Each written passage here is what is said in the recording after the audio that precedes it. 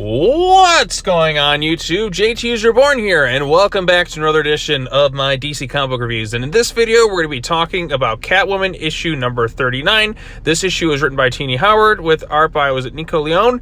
And this is a whole new creative taking over for Catwoman.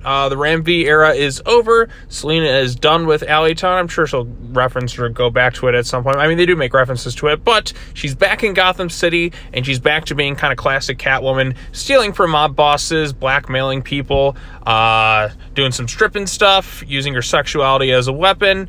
And yeah, I'm all for that shit. Yeah, give me more of this stuff in terms of Catwoman. So this is the start of a new era, and like I said, I quite enjoyed it. Catwoman was doing some stripping, so if you're into that sort of thing, which a lot of people are, then cool. So you got that going on here. Like I said, she kind of goes in disguise at a strip club.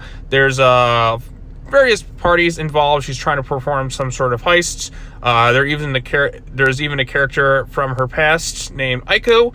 I believe she did have some sort of relationship with her at some point. The artwork, I will say, by Nico Leone, is really, really good here. And the colors, God, the colors are gorgeous. Like the lighting and everything silhouetted there, like the way Catwoman kind of is in the background there doing her whole like strip routine. It's all kind of stylized in silhouette.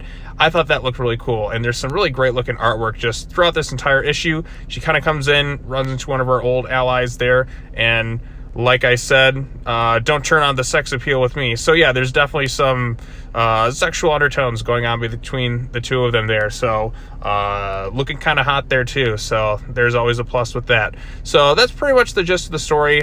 Selina at one point is at her place. Someone drops off a cat named Duchess, which is a cool name because that's also the name of my dog. So shout out to Duchess, who will never watch this video, but hi.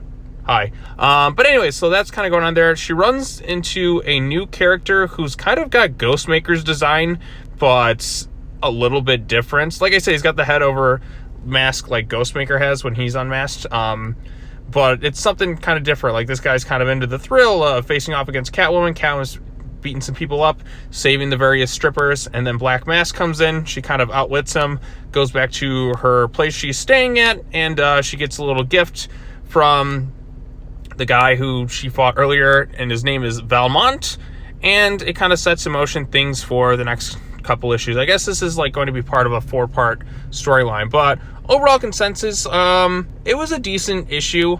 I didn't love it fully. Like I said, I am all for what they're kind of doing with Catwoman here, kind of bringing her back a little bit more to her roots. Like I said, using her sexuality a bit or like sex appeal as kind of a weapon, so she can kind of like maneuver her way into various situations and ultimately like steal from someone and kind of kick ass while doing it.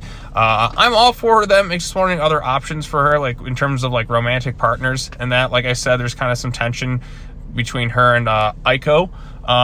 Like I said, I'm just kind of like, as I've stated in other videos in the past with the whole like Batman Catwoman thing, I used to be kind of all for it, but then after like the whole Tom King run, I just like grew to really dislike it to the point where I'm like, I don't want to see them together, at least in the main DC universe for the foreseeable future for a long time, unless somebody kind of writes something that makes me come around to it. I'm like, let them go like see other people or something like that. Give me something kind of new with it. And I'm actually like, I'm all for Catwoman going back to Gotham, ripping off mob dealers and just kind of like blackmailing people for secrets, doing other sort of things. Like I said, it's a good start. The artwork is really good. The characters look great, like Selina, and like I said, there's some tension there.